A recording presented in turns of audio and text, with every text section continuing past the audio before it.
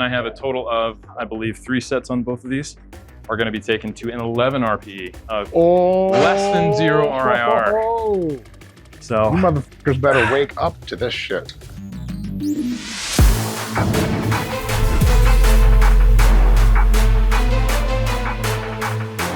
Folks, Dr. Mike here for Sound Spiritization. This is Dr. Eric Helms, and he represents 3D Muscle Journey, and himself, of course. He is in the gym training super evidence-based. He is a natural professional bodybuilder. He is 40 years old. He is weighing about 185 pounds or so. Somewhere between 185 and 190. Whoa, big man. And we are going to be following him around. He's going to do his normal training. He's got a couple interesting things he does, a couple of sciencey things, a couple of unique exercises. Let's chat with Eric. Let's watch his workout. I'm going to ask questions here and there, and we'll see how it goes. You ready? I'm ready. Let's do it. So we're starting with a single arm pull down. The idea here is we're trying to get a little more stretch than you can normally get bilaterally, just so we're training at a longer muscle length. Also, ideally, I want to choose a machine or some type of row that makes it harder in the initial phase. So the tension is higher at that longer muscle length. That's probably going to increase muscle growth on average. This machine, the force curve, just playing with it, it's not super biased towards here. So what we're going to do is we're actually just going to overload it.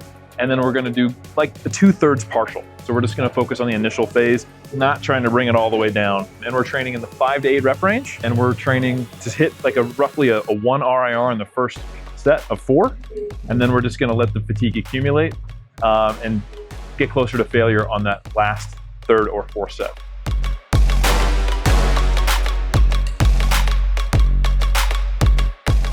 Now what we're gonna do to save time is what we're gonna do is called an antagonist paired set. So once I figure out what the working weight is here, as soon as I finish and I hit the target rep range, the target RIR, we're gonna go over and do some incline work for my chest, and we're gonna alternate those. There's a lot of good data to suggest it doesn't compromise performance because they're antagonists. So essentially the local muscle is resting or even being move through an active range without contracting while the other muscle group's being trained. So you can be more efficient without compromising strength or volume. Not something to do with like compound leg exercises, obviously, but for chest, back, bicep, tricep, isolation on the quad hammy, that's a great way to be more efficient with your time.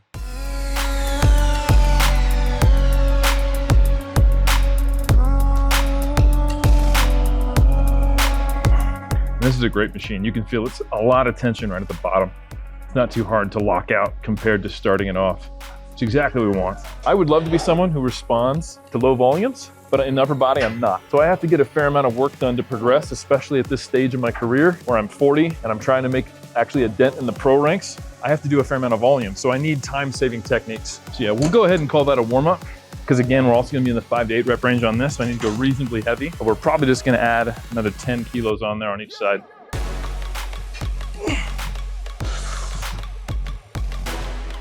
Oh, fuck yeah, there it is. All right. Yeah. Yeah, Eric.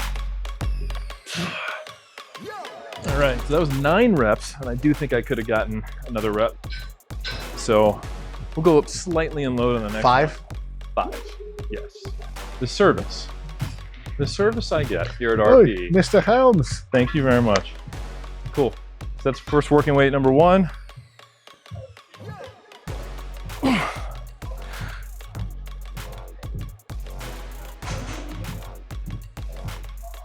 Yeah. Let's go, Eric. That's perfect loading. Beautiful. So 7 reps, probably a 1 RIR. It's kind of hard to gauge RIR on back work because there's no obvious stopping point. You can't pull this far, but it's one of the benefits to kind of doing the length and partial that I was doing there. All right, match it up on this side.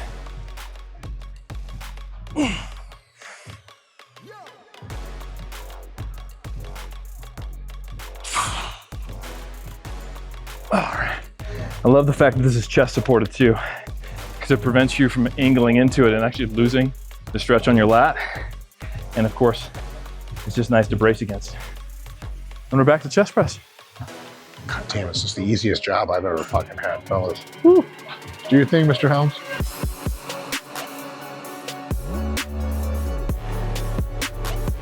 Yep.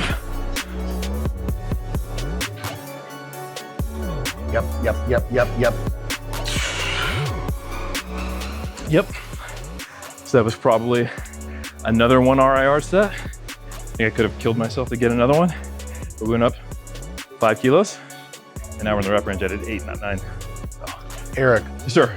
do you count that last work set here as a, that last set as a work set, even though it was a little bit off the target rep range? Yes. Super. Absolutely. I mean, we're 1 rep away from the target rep range. Yeah. If I'd started that load, I have enough experience where, I would have hit 15.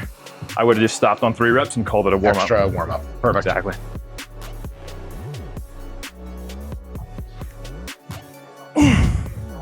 Let's do it. Yeah. All right. So I train upper body like 3.5 times per week. And this is all based upon what do I need to bring up to be competitive. Highly individualized, very different from what my clients might use, the other coaches at 3DMJ. Historically, I've seen this over and over. My upper body recovers fast. So you'll see that I do a lot more my upper body versus my lower. And that's what's produced the balanced physique, is a relatively unbalanced program. Yeah, fuck yeah.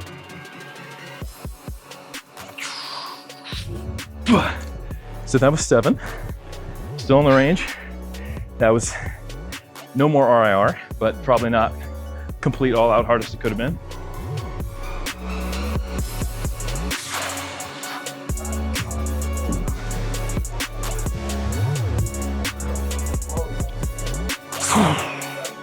All right. So you might be wondering if I have an RPE range, like start at 9, let it progress up to 10, or a 1 RIR to 0 RIR. And if I have a rep range, what does progression look like? What we use is called dynamic double progression, where essentially within the rep range, I'm trying to work towards the top of it while being within the RPE constraints. So when do I go up and load? Because double progression, this is kind of modeled after, is the idea that once you hit a certain rep target, that's the first marker, to get to double, that's you increase load. So let's say you're doing 3 sets of 8 to 12. Once you can do 3 sets of 12 with that load, then you're allowed to go up an increment and you start building back from the bottom. Within that, I'm then also stopping at a given RIR. So when I'm allowed to progress in the 5 to 8 rep range, starting in a 1 RIR or a 9 RPE, if I can do a load for 8 reps at 1 RIR in my first set, that's when I'm allowed to go up, because cumulative fatigue will accumulate in different ways. And sometimes you'll fall out of that rep range or exceed the RPE target. But if that first set I'm able to do that for multiple weeks, I know next week, using my training log, it'll tick it up. Finish. Finish. Shit, yeah. Oh, yep. That was probably close to a max effort. Yo, man, I had at least 5 IR on that motherfucker. You didn't even try it. 3 more. Please.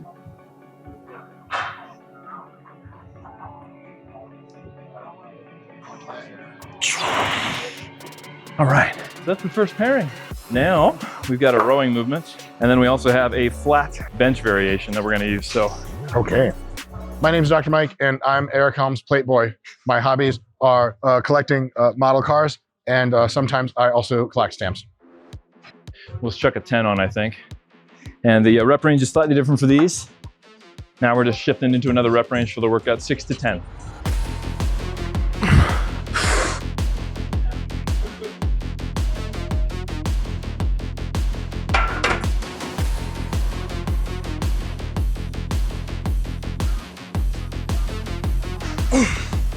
Now, one thing that I do specifically because my mid-back needs to come up, is that after I finish the row, I'm actually gonna just do mid-back shrugs. So once I've actually fatigued the lat, I'm gonna get a little more work into my upper back, which typically has a lot more juice left. So even though I might get 8, 9, 10 reps, hit near failure, I'll still be able to get another 8 or 9, just focusing on scapular retraction. All right.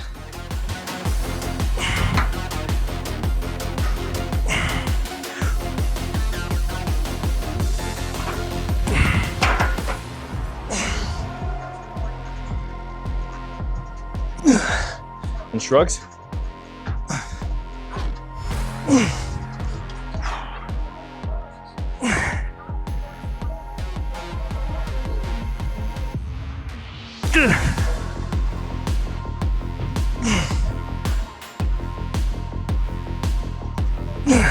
Eric, earlier you said something to the effect of not only does your upper body grow a little slower than your legs, but it seems to recover faster. Do you think that maybe has something to do with fiber type, or do you think that's not something we can conclude at this point? I honestly don't think we have the mechanistic information on that yet. I think that's certainly possible. It could be part of it. One thing I will say is, at least on the fatigue side of things, there are data, not necessarily always in resistance training, but there's an interesting study where they looked at, I think, middle distance runners, and they went through an overreaching block, and the overreaching was more likely to be non-functional, meaning that the performance decreased to a greater extent and didn't recover in the athletes who are more predominant in fast twitch fibers. So it's a different sport. Obviously, we're extrapolating a bit here, but there's other data there to indicate similar things. I would guess in a multiple regression, it would play a role, but I would guess it's maybe not the most dominant factor just because there's so many other things going on. So for example, you typically see better set-to-set recovery on average when training submaximally in women. And that probably has more to do with blood flow or other factors, which is one of the reasons I think maybe it's not just primarily a fiber type. Sure. What about total muscle size in relationship to the rest of your body? Like, you're jacked, just gonna beat you up to train. If you're not super jacked and strong, you can train all the time and recover not bad. Absolutely. And actually, basically oxygen delivery and metabolite clearance. It's a surface area thing. Surface area volume thing. Muscle size is a volume thing, so you're off by a huge factor. Yes. And there's even some thoughts that might be part of the reason why you struggle to get bigger. And one of the limiting factors could be something related to that. Yeah, as regulated by myostatin, which is trying to make sure your myonuclear domain ceiling doesn't get all fucked up. And there's certainly questions as to the validity of, or the role of myonuclear domain theory in muscle memory, and at what point do you need it to get bigger and all that. So this is still all interesting stuff we're uncovering. But ultimately, what you're gonna be doing if you're in the gym with yourself is just looking at how often can I train and how hard can I train in those sessions. And still recover. Still recover, and most importantly, progress.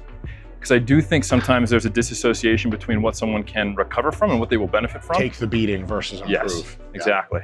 It's an impure comparison, but I've often said that CrossFitters they do have impressive muscularity, and they've accustomed themselves to being able to train with very high volumes and recover from it in time. But I don't think any of us would go, well, that's the volume they need to grow as well of hypertrophy training, right? And they might, in the short term, need that to grow. But if they backed off a little bit, they become more sensitive to volume. They may not need to make so many volume improvements in there to actually get the growth. Getting stronger would be better. Yeah, I think there is probably some anchoring that is more robust and a larger part of the signal to the noise in what is just an inherently appropriate volume for quote unquote you that can be moved by training. But anyone who's worried about, oh man, I got really nervous and I started doing 50 sets per week, am I gonna be able to grow on 20? Almost assuredly, you were probably just doing 50 sets because you did 50 sets. And I don't think that you can be like, oh, well, I'm stuck at 50 because I've done it. I've just seen too many times where I take someone who's massively overdoing volume and they start growing because we reduce it. Yes, and also per recent data from all of these really high set studies, and recent data agglomerated by a lot of Milo Wolf and Dr. Pack are talking about this a lot, that for a lot of people, you grow some muscle doing 3 sets a week, and you grow a lot more doing 52 sets a week, but you grow muscle at various rates at every interpolation point in between. So when people say like, my body's used to 50, man, I gotta do 52 or 54, there's no way 50 is gonna do it. Like, no, even 30 is gonna do it, even 10 is gonna do it, just at a different rate. And it may be a better rate if you're so far close to your MRV that your body's barely trying to recover and doesn't have time to get you jacked. Yeah, absolutely. And sometimes we focus too much on the most recent kind of controversial study, like the quote unquote 52 set study, forgetting that we have a meta-analysis with 10 times that power. Sure. So I don't care that the most recent quote unquote 52 set study had non-significant results, importantly, favoring the group that eventually got the 52 sets. I care about what the meta-analytic data says, and that's indicating that most people are gonna do great in somewhere in like 8 to 12 set range probably is a great place to start in focusing on quality. So we're gonna do cable crossovers, and then we're also going to do a single arm cable pushdown, which I'll show you. And we're gonna change it so we're actually taking the chest out of it, so we can do it with the crossovers and antagonist paired set. So this is just another opportunity to train the chest from another angle, another rep range. And I have a total of, I believe, 3 sets on both of these are gonna be taken to an 11 RPE of less than 0 RIR. So you motherfuckers better wake up to this shit.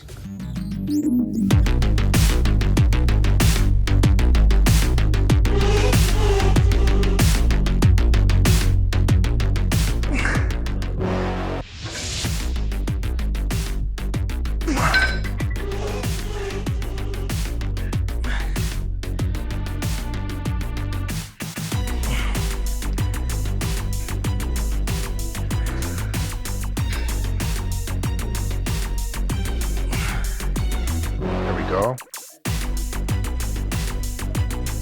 There we go, Eric.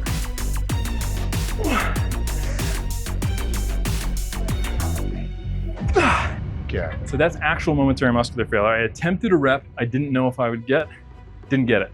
So I'm gonna count that as 12 at 11 RPE, or less than 0 RIR, I don't know. Now the exercise we're pairing with it is a lat pushdown, a straight arm lat pushdown, kind of like the cable single arm version of a dumbbell pullover, except unlike a dumbbell pullover or a lat prayer, which at the top does actually hit the pecs. So if you think about it, the pec is lengthened in full shoulder flexion. So for the initial part of shoulder extension, the pec is actually doing part of that action. So to cut the pec out of it, since I just fatigued the hell out of it, we're starting already at the 90-degree angle. Now the downside of that is we're losing some stretch on the lat. So how do we account for that? I simply angle it. So I'm reaching around my rib cage and I'm actually getting stretch on the lat, but taking the pec out. So it's a nice way to actually allow these to be an antagonist paired set. Yep, let's go.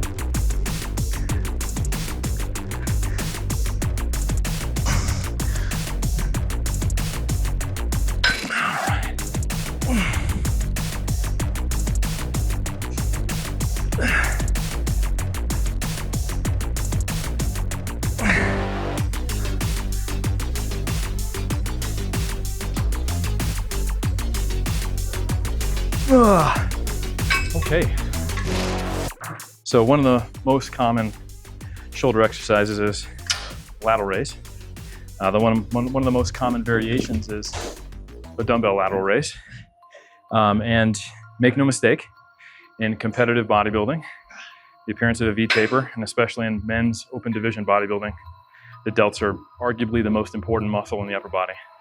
However, the dumbbell lateral raise has a profile just because of where gravity is, where it gets increasingly harder as the muscle gets shorter, which isn't the best pairing for an otherwise ideal exercise. So you could even say it's backwards. Yes. One of the ideal ways to even out that force curve and actually have an emphasis throughout or at the start is to do a cable lateral raise. And one way to put even more emphasis in a more lengthened position is to pull either across your body, or if you have a pathetically small set of glutes because you're still trying to eat your way out of contest condition, a behind the back one. It really has to depend on shoulder mobility, shoulder comfortability, and bootay size. Now what I'm gonna do is a drop set. The one thing that I will say is that the data indicates this might be slightly less efficient than straight sets. So if maybe you need to do an extra set or 2 compared to 3. So I'm gonna do 4 drops, and I kind of think of that as 3 sets of lateral raises. I count it as 4, honestly. It's just me comparing my own logbook, so it's not a big deal. You can count it a different way, but the most important thing is counting it consistently so you can gauge progress. And again, we take these all to failure.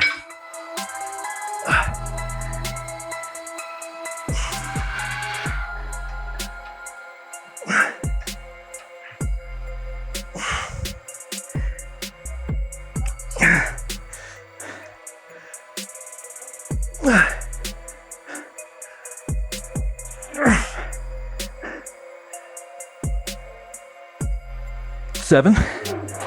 All right, and this last one is very much mental. You kind of just have to fight through the fatigue and just keep going.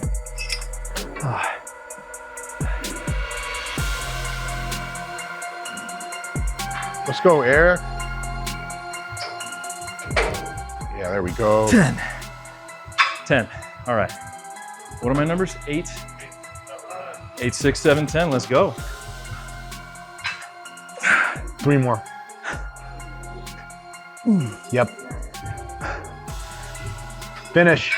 I Oh, grab you the got cable like a dummy. You gotta redo. 2 more. 1.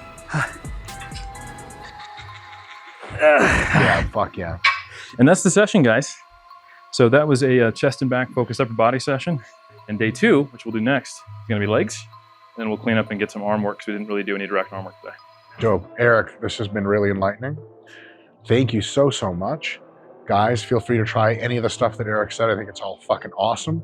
You'll notice little differences, little nuances. There's no room for dogma, not on this channel, not on the, I was gonna say not on the evidence-based space, but I sure wish that was true. Anyway, we're working on it. Eric, when people wanna learn more about what you've got going on, they want some more wisdom, where do they go? You definitely want to go to 3dmusclejourney.com. This program I actually developed in concert with my off-season coach, because it doesn't matter how much you know, your biggest blind spot's yourself. So Brian Miner, one of the 3DMJ coaches, he helped me construct this individualized program. And a lot of the principles, though, are universal. And we have a great course in the 3DMJ Vault called Bodybuilding Program Design, which is all about theory of where the principles are and how to individualize it. So check out 3dmusclejourney.com or 3dmjvault.com. And you can learn about how we came to these decisions. Awesome. Amazing time. Thank you so much, and we'll see you again soon.